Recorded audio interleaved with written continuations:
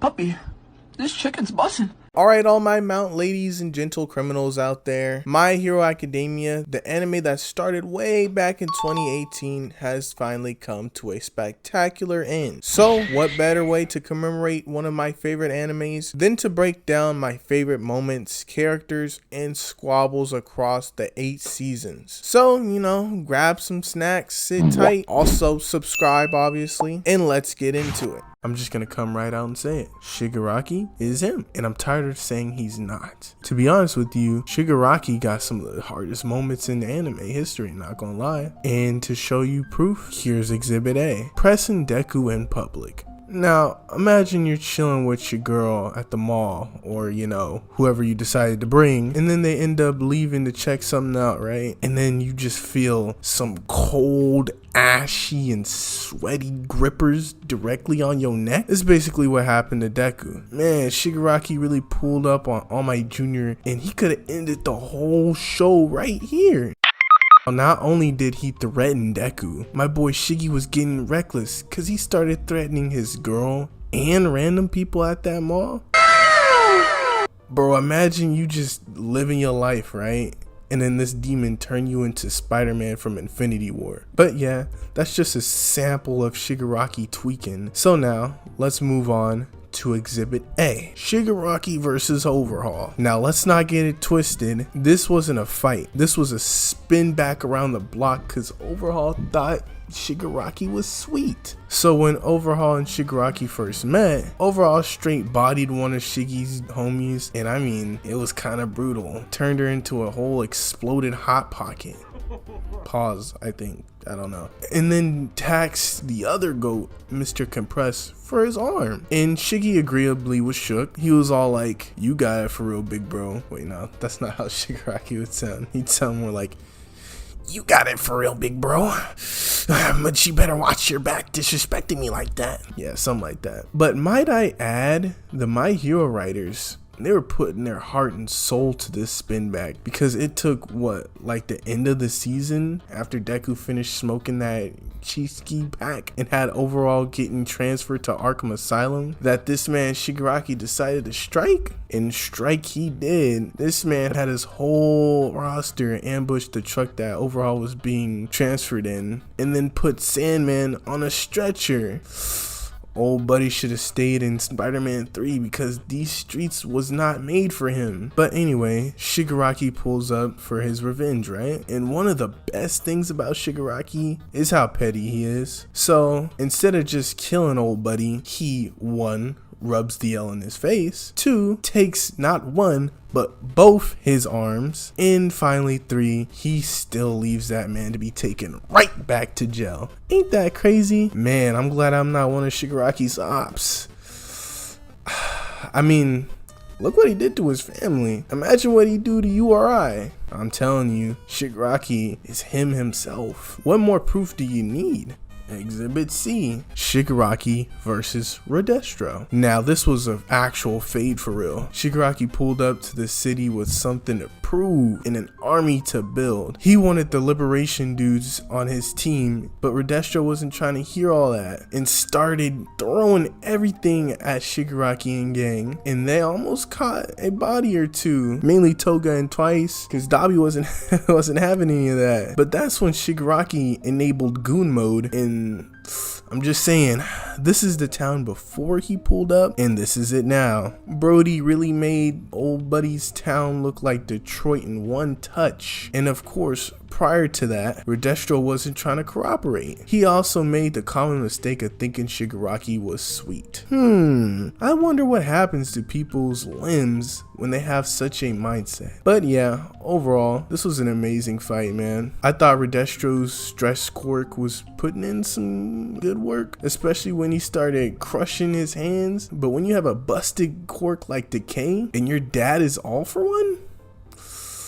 all it takes is one touch, my boy. One touch and your whole life is over. Shigaraki just got it like that, I guess. All I'm saying is Re-Destro better start changing his name to Redun now, because that boy got folded with his clan. Honestly, if you're gonna try and fight this maniac, you better be a dummy goods owner or Aizawa. But I mean, that didn't work either, so what can you really do? Also, I just want to give you a little challenge. In the comments, type below your My Hero character that you think could beat Shigaraki, and then I'll tell you why they're not catching that dub. But yeah, Re-Destro losing the Fade wasn't the craziest part. What's more wild is how after all that, Shigaraki was like, hey, since you're still alive, you're now one of my new elite employees.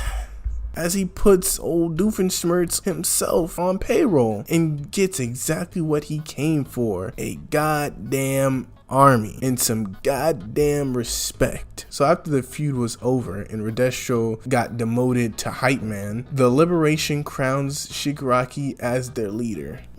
Actually no, their king. Their freaking king. Look at that cape. Oh my god. Some people start off having it made. Some work to the bone. Hell, some even get it out of the trenches. But my boy Shigaraki, he just takes what he wants. Exhibit D is actually a good example of that. So yeah, Exhibit D. Shigaraki versus basically everybody. Okay, so Shigaraki was in the hyperbolic time chamber listening to nothing but X songs because he's feeling nothing but depression and obsession. The way he wants revenge on the world for making him sad and numb. Too bad the remedy for a broken heart to Shigaraki is taking away hope. The real ones know what I just did there. Anyway, the heroes try to bum rush him because Shigaraki left his Find My iPhone app on, and Hawks tracked that man down, and I'm not gonna lie, they almost caught that boy lacking. Mirko was putting in work too, can't overshadow that. She did lose like an arm and a leg in a gross, horrific manner, but hey, I heard she gets like a robotic one or something, so that's gonna look dope. But yeah, after they started fighting all those cracked Nomus, they started to get work, and then the other heroes fought their way past those ugly looking Nomus. So then they break the glass, right?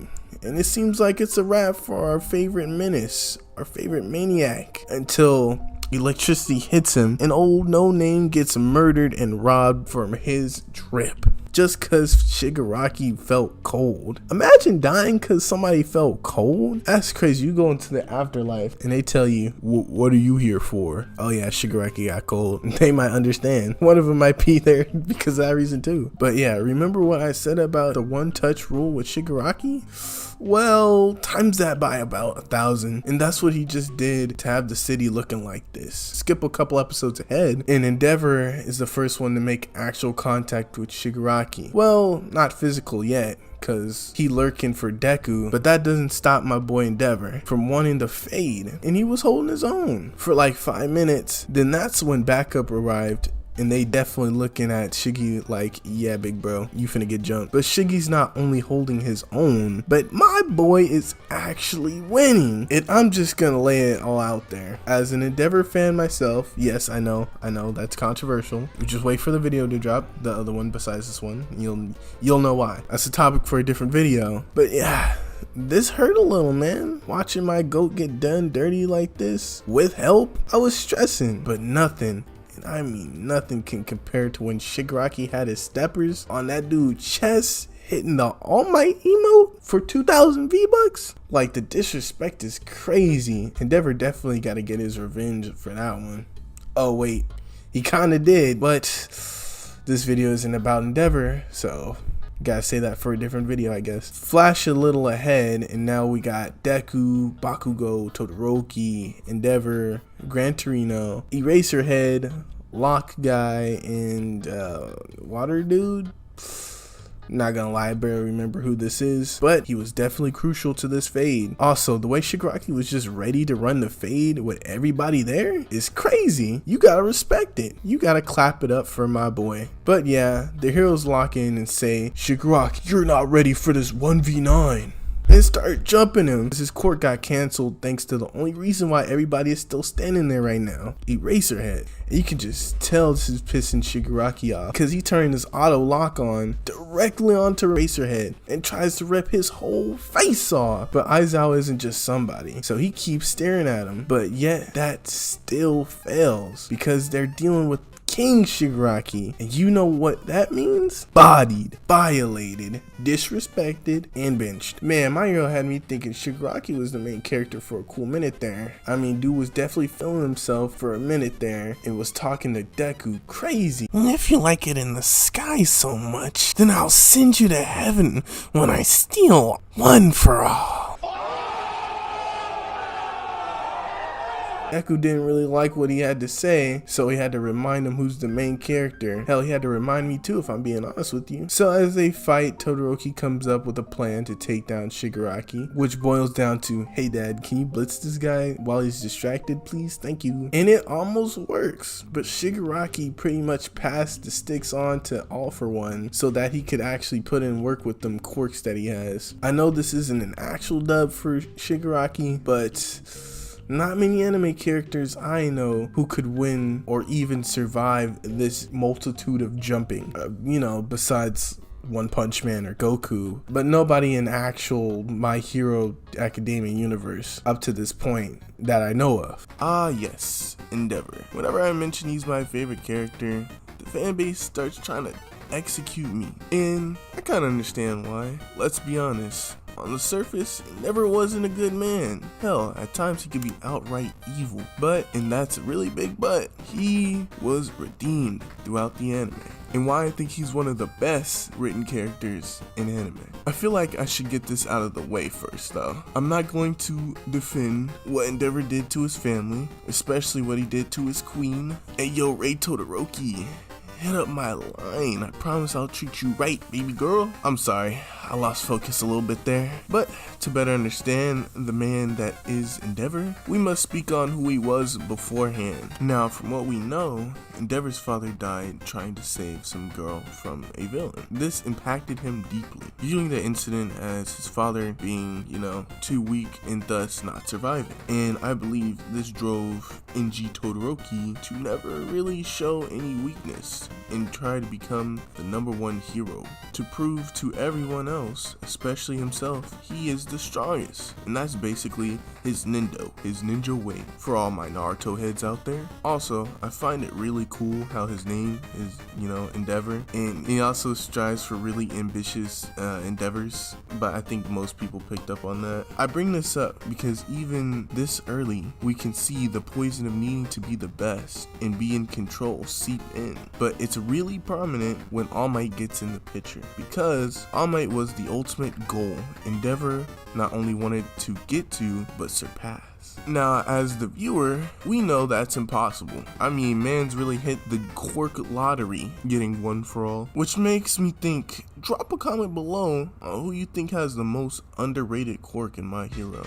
But yeah, Endeavor ain't no All Might simp, so he keeps training and honing his quirk until it's all he can think about. And that's when Endeavor's character really starts taking a turn for the worse, as the lust for being #1 leaks into the people around him. I mean, bro really married and bred his whole life just because her quirk worked good with his. Andrew Tate would be proud. But there's really something sad about their relationship, man, because there's these hints of love in it, but Endeavor just paves it over with his need to be the strongest there is and his lust to surpass All Might. Now that we got through that, let me introduce you to Endeavor's kids, Toya, Fumi, Natsu, and the prodigal child himself, Shoto. Now, I'm pretty sure I said their names right. I don't know if I did, but it's whatever. And let me just tell you right now, Toya is Endeavor's biggest punishment. But first, let's break down Endeavor's relationship with his other kids, starting with Natsu. It couldn't be clearer that Natsu hates his father with a passion. I mean, bro actively prays for his downfall. If this was Endeavor's #1 fan, Natsu was his #1 op. He's his biggest hater. He hate the way that he walked, the way that he talked. He hate the way that he dressed, and no one can really blame him. In Natsu's eyes, Endeavor is the reason his mother's in the hospital, the reason Toya is dead, and the reason Shoto barely even remember the rest of them. And he's right. His feelings are valid. The My Hero writers are so good at their job, because instead of writing Endeavor to be this complete hothead fool who's completely oblivious, he knows that Natsu is right to have these feelings, but Endeavor's too deep in his mission. He believes maybe if he solely focuses on pushing Shoto to work harder, all of his abuse wouldn't be for nothing. But before we get on that relationship, let's break down Endeavor's relationship with Fumi, his only daughter. Well, that we know of. Old buddy's famous for having hidden kids. Fumi on the surface has little resentment towards her father, as she's usually the one trying to be the peacekeeper between Endeavor and Natsu, but the show makes it clear that Endeavor's neglect over his own daughter did a good amount of damage, as she's almost desperate to try and get their family to be together for at least one meal. But sadly, this ain't season 5 Endeavor, so this ain't finna work. But I gotta respect that Yomi doesn't let her daddy issues completely eat her up inside, not like her brothers. But speaking of her brothers, let's get to Shoto and Endeavor's relationship. Man, I would say take a shot every time I uttered the words relationship, but you probably wouldn't make it halfway through this video without getting alcohol poisoning. And no, before you ask, alcohol poisoning is not a quirk. So, when we're first introduced to Shoto Todoroki, there's something really cold about him. I mean, dude was literally freezing his classmates just to catch a W. But, I mean, his emotions were the cold part. And it wasn't till we got to the tuning exit, the UA festival arc, yeah, that we were truly introduced to douchebag Endeavor, egging his son on to use his quirk, which reveals why Todoroki feels so cold, and literally and metaphorically. But in this moment, Endeavor is seeing his son more like a trophy than, his actual kid. Hence to why he was yelling at Shoto during his fight. This is the dawn of a new era for us! With my blood in your veins, you'll surpass me!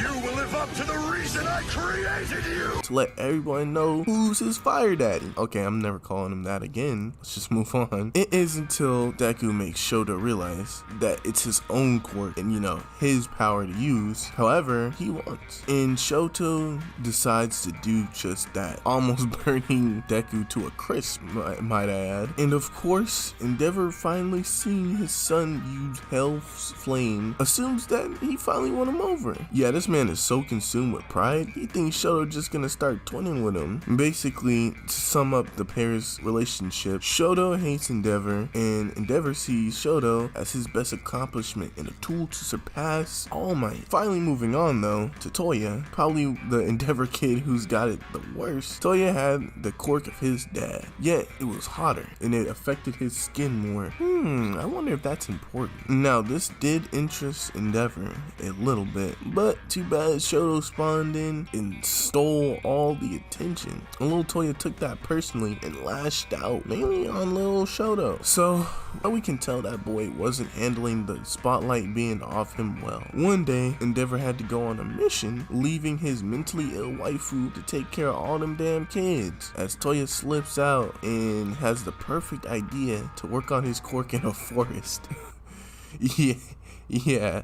Maybe mom and dad should have at least taught him about Smokey the Bear, because forest and fire don't mix, and he ended up getting bodied by his own flames. Now, that's tragic. This is Endeavor's greatest failure. This is what makes Endeavor and solely plunge himself into training Shoto at any means, because Toya was too weak and died to his own flames, just like Endeavor's father. But you see, Shoto has his mom's ice quirk, so he doesn't have to worry about that problem, and is why Endeavor is obsessed on making Shoto stronger. But yeah, back to Toya being dead, or so we think, because years later, this nonchalant fire guy pops up with nasty burns all over his body. And yes, it's Toya. Spoiler alert, it's him, obviously. But at the same time, it's not, because those flames birth something else, someone else, Dabi. And one of my favorite scenes in My Hero, I'd say it's probably top 5, is the look on Endeavor's face when the truth finally gets revealed.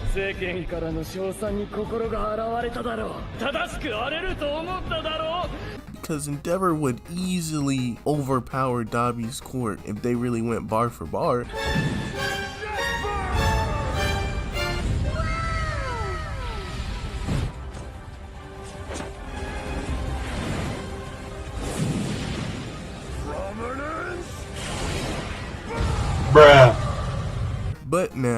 can't even fight. Hell, he can't even move. Like a deer staring in headlights, he's frozen at the sight of his greatest failure, Dabi. Now, with all that being said, Endeavor just doesn't become a better person overnight. I mean, no one does. In fact, it isn't until a conversation between All Might and the new number 1 that we truly start to see changes. And I love that it didn't just take Endeavor getting the number 1 spot in a way that he didn't earn it that made him change. Although, no one really understands how frustrating and enraging that has to be for Endeavor. It's like if you're working day in and day out to one day own the restaurant you're working in, and then the owner just gives it to another guy, but then he quits, and then the owner is all like, hey buddy, you can have the restaurant now if you want. Hopefully that makes you understand the punishment Endeavor's just received. But anyway, Endeavor picks All Might's mind, sharing retrospectives about what it means to be the number 1 hero. And All Might revealed it takes more than being the strongest. It takes saving people and protecting them and knowing how to bear others' burdens and not to put those burdens onto others. I believe this is when Endeavor truly started to change, as it's revealed that he's been sending his wife flowers, her favorite ones in fact, every now and then. But the complete transformation doesn't happen until we get to the last couple episodes of season 4. Starting off with Endeavor's speech after receiving the rank of number 1 hero. I'd like to pick that apart for a bit. I mean, it's not a long speech, hell, it's like 2 sentences, but I feel it's fitting, you know? Short and sweet. Old Endeavor would have been dropping a whole diss track on all those heroes there, but instead he states, watch what I do. And it couldn't be truer, because not even hours later Endeavor and Hawks get ambushed by this busted high-end Nomu. And you want to know what's the first thing it says? Which of you is strongest?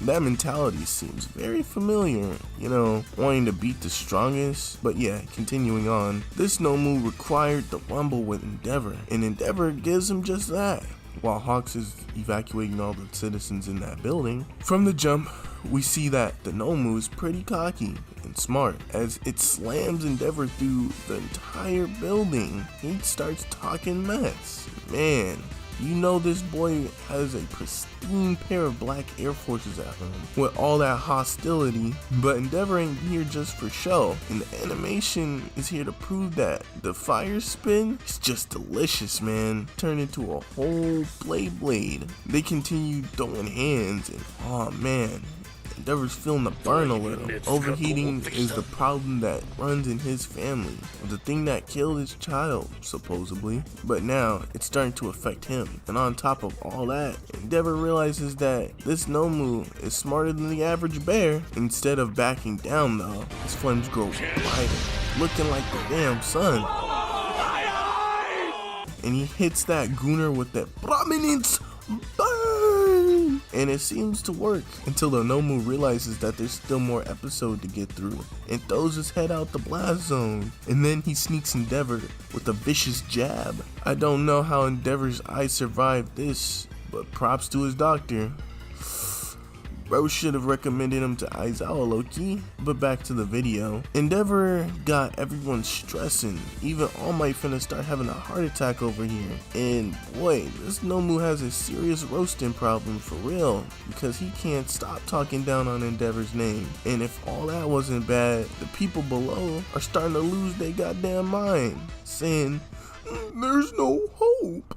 We need All Might. Until my OC pop up and he starts saying, like, bro, so we really not finna point out Endeavor literally running the ones right up there? And that's when Endeavor starts proving why he's the number 1 hero. And then the number 2 hero, Hawks, pulls back up and sends his feathers over to Endeavor so he could match the high-end Nomu speed. So then Endeavor gains wings, looking like a phoenix bird, and starts gripping that Nomu, making Hawks take him higher and higher. And that's when Endeavor sees the Nomu for what it truly is. It's him.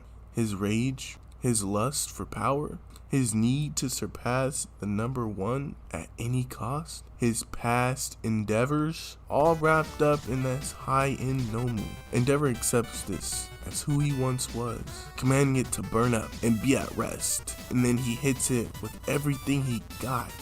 He has killed the Nomu, and he has killed the old part of himself that was so toxic, being reborn, rising again like a phoenix, hence to why he had fire wings. And after that, my boy raises that arm up in victory as a new man is born. But the scar on his face will always be there as a permanent reminder of who he once was. And that's okay, because this is his start. By the way, I just gotta add this part in here. That fight was probably my favorite fight in My Hero, man. The animation was peak. The fire abilities were peak. All of it. Peak, I tell you. Peak. But yeah, Endeavor from this point on is still a work in progress, but he's taking the steps to try and be someone that we all could be proud of. I feel like everyone's done something in their life that they're not proud of, or even something they did that outright made them feel like a monster. I know I have, but Endeavor's story is a perfect example of how you can be more than what you did in your past. You can accept what you did, take responsibilities for it, and grow into something better. Grow into someone better. Whether it's for yourself, or even if it's for a family member or a friend. That's why Endeavor is my favorite character. He shows growth and perseverance, even in the face of adversity. And the road to redemption for him may be a long one, especially with Dabi being revealed to be his son, but it's not hopeless. Shoto's coming around, and the rest of his family seem to be starting the healing process. I can't wait to see Endeavor grow as a person and how he deals with Dabi, but yeah. The origin of All Might. All Might, whose real name is Toshinori Yagi, was not always the roided out, towering Chad hero we know him to be. Born corkless, Toshinori faced immense challenges throughout his youth. Case in point, bro's family is straight up dead.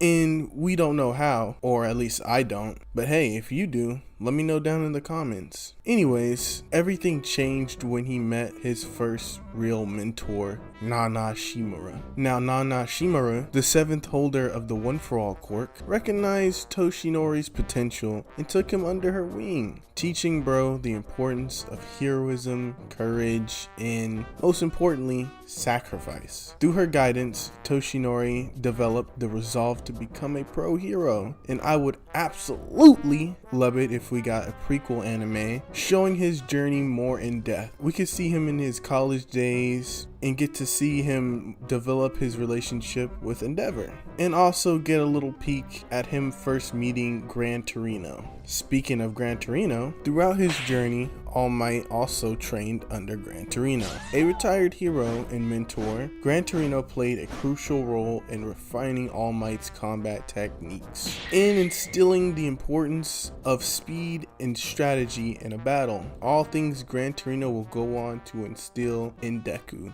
Man, Unc really out here molding goats. Gran Torino's training was brutal though. He had my mans putting in that overtime, but all that training pushed All Might to understand the limits of his power and the need for strategic thinking in combat. This mentorship would prove very valuable as he faced increasingly dangerous foes. Now, under Nana's and Gran Torino's tutelage, Toshinori trained relentlessly. So when he faced physical limitations, he learned to overcome them and completely harness the power of One For All, a quirk that could be passed down to worthy successors. This training not only built his strength, but also installed the core values of heroism, proving that Toshinori was indeed a worthy successor. With time, Toshinori transformed into All Might, a symbol of hope and strength for Japan, and let's be honest, most parts of the world. His signature move, the Detroit Smash, became a symbol of his power, and his catchphrase, "I am here," along with his victory emote, resonated with the people across the nation. All Might quickly rose through the ranks of pro heroes, becoming the #1 hero.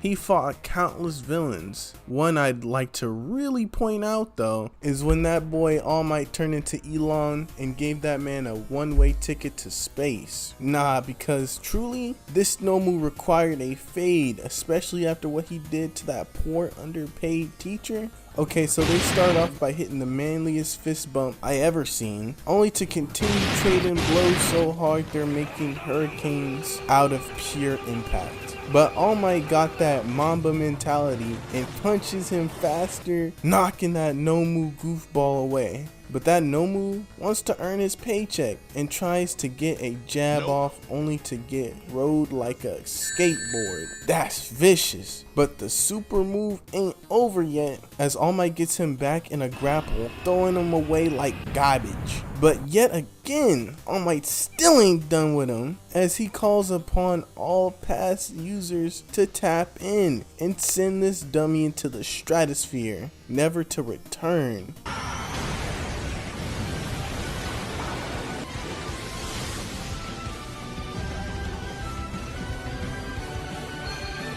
I want to explain more in depth on how All Might's actions impacted those around him. Most importantly, his impact on Deku.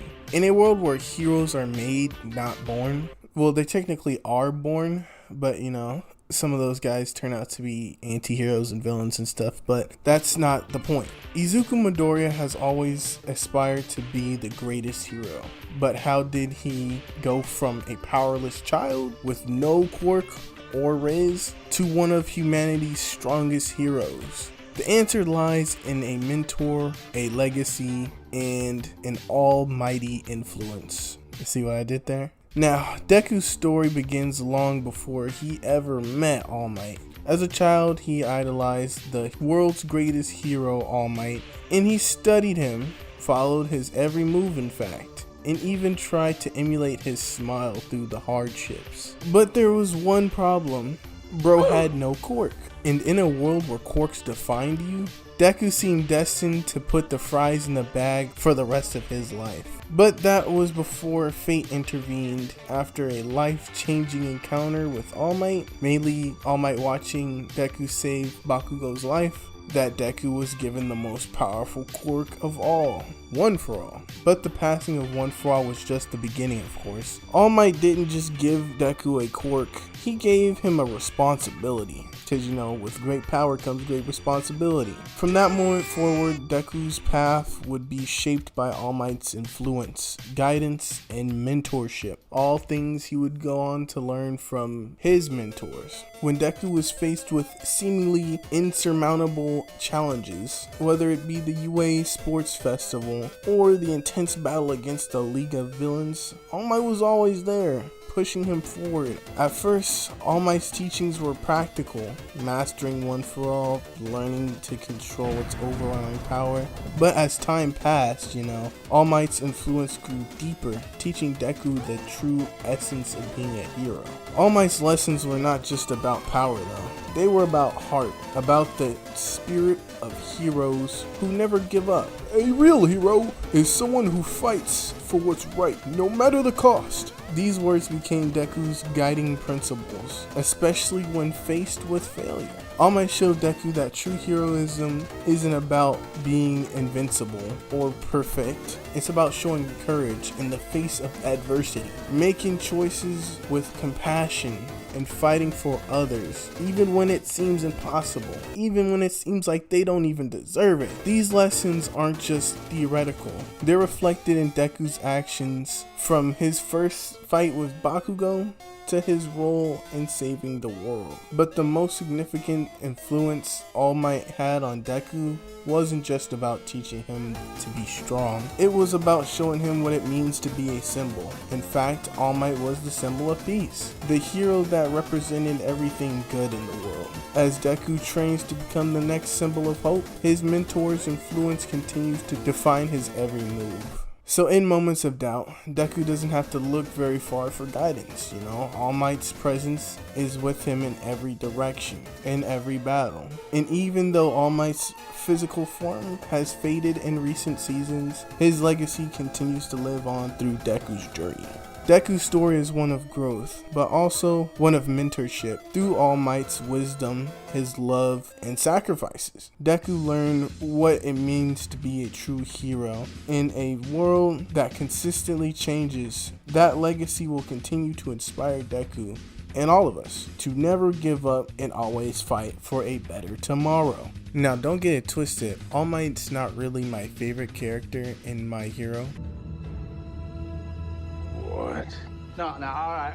I know that sound. But he's definitely up there, like I'm talking top 5. But whenever somebody mentions that he's their favorite character, I can see why. Bro is like the Superman of his universe. He's strong, compassionate, and he never gives up even when there's insurmountable odds against him. How could he not inspire people and spawn copycats? Case in point, Stars and Stripes. She literally became the All Might for America after being saved by All Might himself, and good thing she decided to become a hero because her quirk is pretty cracked. Although Shigaraki didn't really care about that. But yeah, it just goes to show that All Might's influence can stretch far beyond just Japan. But even in Japan, he has some super fans. Another example is Lemillion. Now Lemillion, I think he's cool with All Might, but he's doing his own thing. You can definitely feel some of All Might's essence drip down to him. I mean, hell, Sir Night-Eye even wanted him to be the wielder of One for All. And I can see why. He has the heart of a hero, he never gives up, and his quirk would go cracked with One for All. I mean, this man would be going crazy. He could probably take on Shigaraki. Don't quote me on that. And then there's Stain. Now Stain, he's probably the second biggest fan of All Might, because number 1 goes to my boy Deku. Ain't nobody finna be a bigger fan than him. But Stain, he can come pretty close.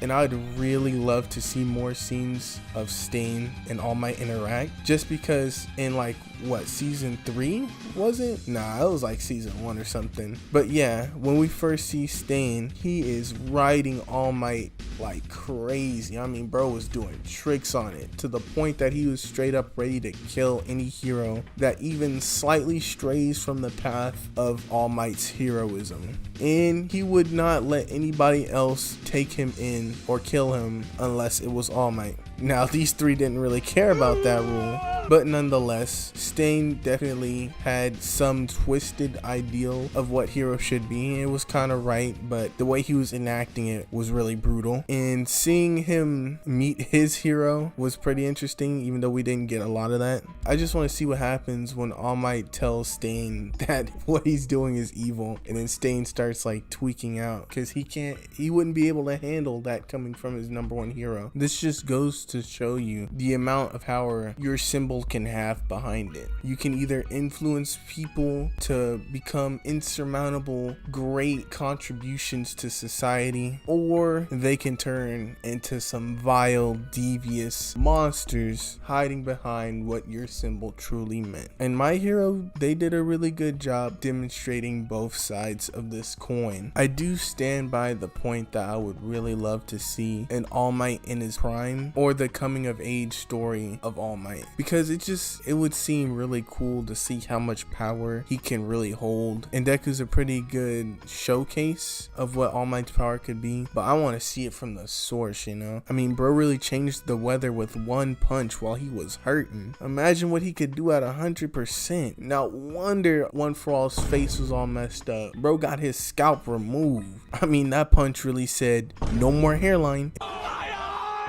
And my favorite scene with All Might has to be hands down, and I'm pretty sure it's the first episode, when he stops Deku at the end and says, you can become a hero too. It's like the whole catalyst of the anime. That's where everything starts to ramp up. And I just gotta put this to bed right now. I hate the fact that people call Deku a crybaby in this scene particular, just because prior to this scene, he heard from this same dude's mouth that he couldn't become a hero because because he didn't have any powers. But after the actions that he went through to save Bakugo, All Might said, yeah, I see a hero in you, my boy. If my favorite superhero, Batman, swooped down out of the darkness, pointed at me and said, you can become a hero too, maybe through in a couple $1 million, I would have been crying too. Probably harder than Deku ever did. And I'm a grown man, so that just goes to show you what Deku was going through, okay? But yeah, each of these battles shaped his legacy.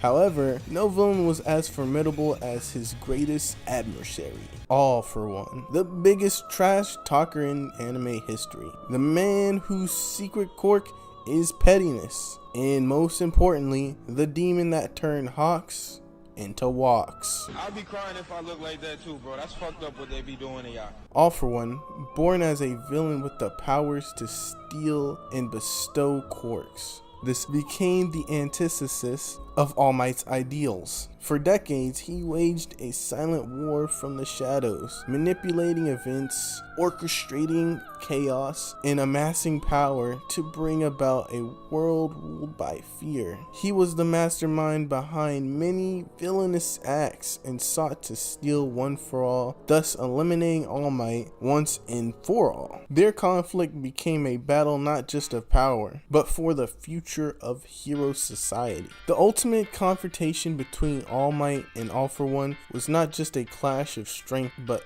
of ideals. In their battle, All Might fought to protect the legacy of heroes and the future of his students, especially Izuku Midoriya. And I'll tell you what, man, them stakes were higher than Snoop Dogg. With the fate of the hero society hanging in the balance, All For One was truly tripping and using every quirk in his body to violate these heroes. I mean, look what he did to Best Genius. Nonetheless, All Might fought valiantly, using every ounce of his strength he had left despite sustaining serious injuries. All Might used his wits and training to swap all his strength from one arm to another as he mollywops that meatball with an Oppenheimer right hook and manages to defeat All For One, solidifying his place as a #1 hero and shutting up all that reckless talk. I mean, the whole fight, bro, was getting on his head. I probably loathe you more.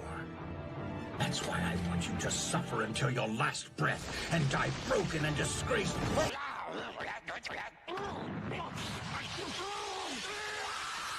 However, this victory came as a significant cost. All Might's battle with All For One drained him, revealing his true form in the limits of One For All. He had to confront that he could no longer be the hero he once was. In his final act, as the symbol of peace, All Might passed the mantle to Izuku Midoriya, hoping to inspire a new generation of heroes. His legacy would live on through Midoriya and others who embraced the ideals he fought for. But what happens if someone takes that message the wrong way and corrupts it? The movie You're Next focuses on All Might Hush over here, claiming that he'll become the next All Might, thinking that Toshinori was talking to him when he was saying you're next. Now, I'm not gonna break down the whole movie for you, but I will say Dark Might, yes, that's his name, Dark Might. It's so stupid, but he was indeed an interesting character, as he believes that what made All Might #1 was his unwavering strength against his opponents. So he tries to imitate that by any means. I mean, bro literally exploited his whole niece. That's crazy. Crazy work. I'm tripping for real. So the new big three pull up and stop the All Might slander with zero hesitation. But Chad Might is really giving them a run for their money as he's shooting them with this OP crypto coin things. I don't know, his court kind of looks like he shoots out coins and they do whatever he wants. I don't know, they didn't explain his court super in depth. But the trio is on point for this one. Man, that boy Todoroki is finally putting that fire to good use, as Bakugo gets him some too. Hey punk, wanna guess what I call this move? What? Oppenheimer. Well, why do you call it Oppenheimer?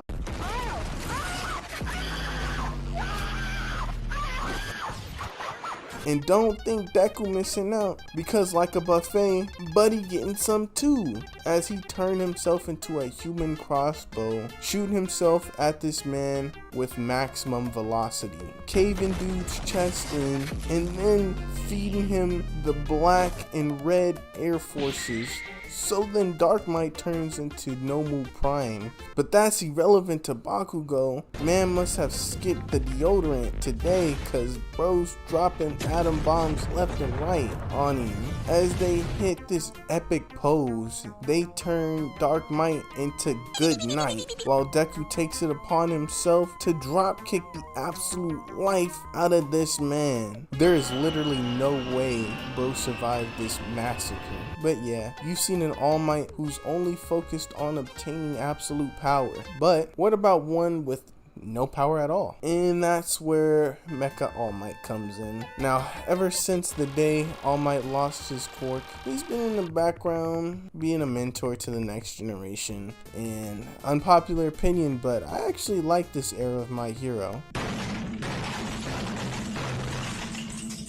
It really raises the stakes and gave more attention to the characters that needed them the most. But for those who missed All Might in action, you should definitely check out the last few episodes of the recent season, because Mecha All Might versus Young All For One is looking pretty spectacular, and I'm not talking about Spider-Man. Also, one-sided, but still, Mecha All Might is really on his Tony Stark and smiling through all that pain. Mans has so many broken bones from just one punch, but yet he's still talking reckless. It was really about time you get a taste of your own medicine, fam. Now, I'm not all caught up on the manga, but what I can say is that I really enjoy watching All Might have to use his brain and use the moves of his former students to try and survive. It just goes to show, while his students were learning from All Might, Toshinori was learning from them. The only thing I really don't want from this fight though is don't make All For One the same age as Deku and then make Deku fight him. I don't know. It seems a little silly if you do it that way. I do think he should kill All Might though. I think All Might had his time. But then again, yeah, if he kills All Might, who else is there? Man, okay, here's my hard read on what's gonna happen. You know, obviously spoilers for the end of it, you know. But what I think might happen is that All Might's gonna die, which gives Deku like the full range of the abilities he needs to slap up Shigaraki. But he's not gonna kill Shigaraki. He's probably gonna team up with Shigaraki to take down All For One. That's my prediction. But anyways, All Might's journey is a testament to resilience, mentorship, and the true essence of heroism. From a quirkless boy to being the #1 hero. His story teaches us that strength comes not just from power, but from courage and the will to protect others. To all my Bakugo fans out there, I am so sorry, bro. I understand it now. This man Bakugo got Oppenheimer motion. Okay, so this maniac All For One got All Might on display like he's a Riddler trophy, as he's no joke slowly pulling him apart, trying to turn that dude Toshinori into the symbol of pieces. But that's when Deku tells Bakugo to initiate the lock-in of a lifetime, as Deku launches Kachan full speed at this boy All For One. Bro looks like a human missile. Man, it looks like the entire animation budget was spent on just this pull-up alone. And as the whole world is watching in shock at the state of Toshinori, they witness firsthand this dude Bakugo rewrite history. I'm telling you, this scene is amazing. One frame man. Y'all better be taking notes. I know you can do better. Strays aside, I say rewriting history because Sir Night-Eye foresaw All Might dying a gruesome death that would happen if Toshinori didn't hang up the hair antennas. And it doesn't get more gruesome than getting that jazz treatment. But even bro himself had to cameo for this save to say, yes, my guy, that jit right there changed a canon event. Now, Bakugo saving All Might not only makes perfect sense, but it also completes the character arc for Kachan. That was set up seasons ago. You know what, looking back on the show, this confrontation needed to happen because a large part of Dynamite's actions and motivations spawned from All Might in his feelings of being guilty for getting kidnapped by the League of Villains, which ultimately ends with All Might fighting All For One and using the last bit of his quirk to slump old buddy. Now, a sane person would understand that Bakugo had zero control over this. I mean, bro was straight up ambushed, and you know, he's also a kid, but Bakugo doesn't give himself that kind of grace. It takes the full toll of what happened that night and even blames himself for All Might losing his power, claiming he was reckless and weak and too slow. I can't get it out of my head! It's like it's constantly playing on loop! So what the hell am I supposed to do? What more do you want from me? But cut to season 8 Bakugo? Bro is out here saving his idol and ramping up to do what many in this anime couldn't. So as Young for One blasts off and is getting set to go over to Shigaraki, this boy Bakugo clears about 5 football fields in an instant. Ida, you gotta keep up, my boy. Like, I remember when bro was a part of the big 3, Bakugo, Ravity, and Ida, they were locked in for real. Then Ravity got drafted out for Young Shoto, and they were indeed a golden trio. I mean, the Stain fight was peak, but then after clapping up Stain, it's been Deku, Shoto, and Bakugo, and it's truly sad because he was like top 3 favorite characters for me. Now I don't even think he's the top 3 fastest characters in My Hero. Anyways, another stray aside, Bakugo got this man flabbergasted as my dude All For One catches a glimpse of his bro before taking a Sarbama straight to the noggin. Yet still All For One blitz over to Shiggy because with Rewind activated, he is on a time limit and he's trying to beat that buzzer beater. He also believes that Bakugo is too sorry to pose a real threat, but the only problem is that Dynamite's quirk awakening is godlike. Like, out of every student in UA, yes, this is including Deku, Bakugo hands down has the strongest quirk boost by a wide margin. I'd hate to be grape juice in the same class as Bakugo. I just wouldn't be a hero at that point. And so then he starts moving faster than the rain can even drop down. This junk looks frozen in time as he's sending explosions literally everywhere. If his sweat is really reaching that far, I know my man's is stinking up the whole server. And Kachan couldn't be happier. I mean, Twin is straight smiling directly in this man's face. Yes, All For One, his face, the same face that bodied many heroes and stole hundreds of quirks, and Bakugo is straight laughing like Gear 5 Luffy? But that's not all, trust. Throughout heaven and earth, I alone am the honored one. Because yet again, he has Jit for One reminiscent about past Fade. With Kudo, bro is definitely tweaking. But on me, they low-key do look alike. I ain't even gonna lie. That's gotta be like Bakugo's grandpa or something. Anyways, that PTSD trip is cut short when Kachan drops a Fallout level nuke right on All For One, blasting that dummy miles away. Bro really needs to start locking in and taking Dynamite seriously, because he's living up to the name and he is piecing you up right now. So as All For One calls bro Kudo, he starts to power up, aiming to force his way through Bakugo since he's running out of time. We in the 4th quarter, boy, better lock in. I mean, bro is looking like something straight out of Attack on Titan. Aaron, is that you? So as bro speeds over to Bakugo, Kachan makes old buddy eat a whole grenade explosion directly in his grill. And as he gets stunned, Dynamite proceeds to hit bro with countless bunker busters. I mean, look at the screen, folks. It looks like the 4th of July is happening on the sun.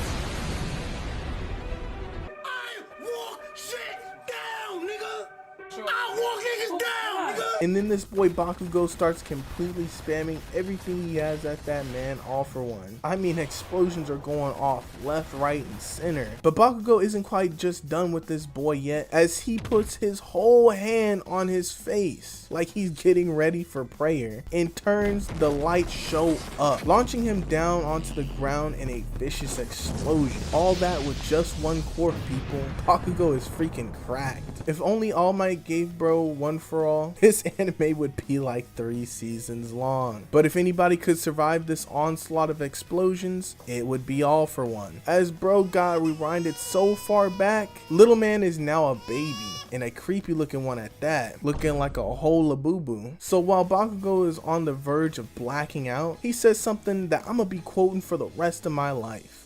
I'm cold. I got no more strength left. Can't stay on my feet.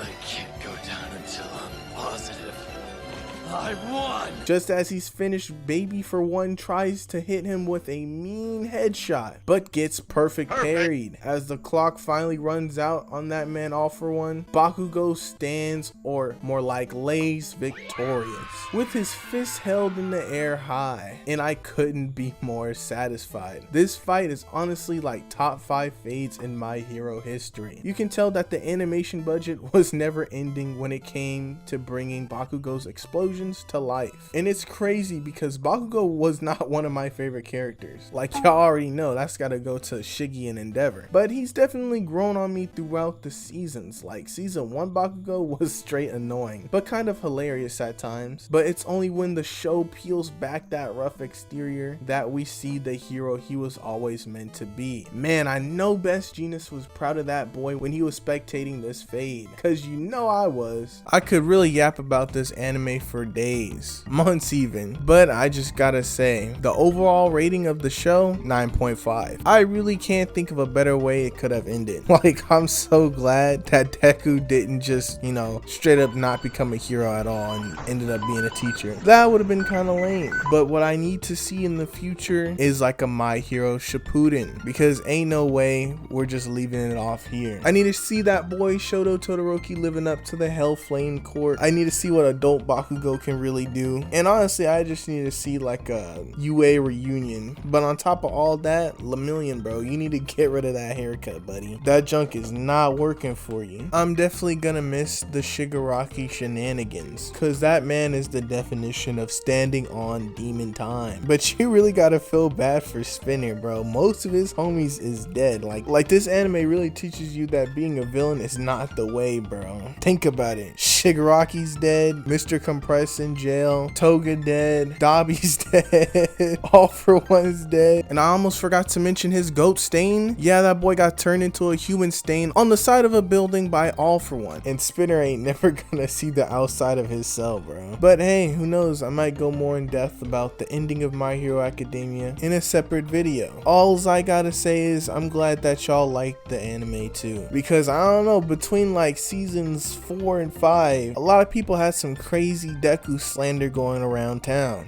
I really need to discuss that actually. So if you're watching up to this point, congratulations, you might know my next video coming next year. But yeah, that's pretty much it for me. Please like, follow, and subscribe and all that good stuff. If you liked the video, cool. If you didn't, here's one that you might like. But as always, I'm out of here.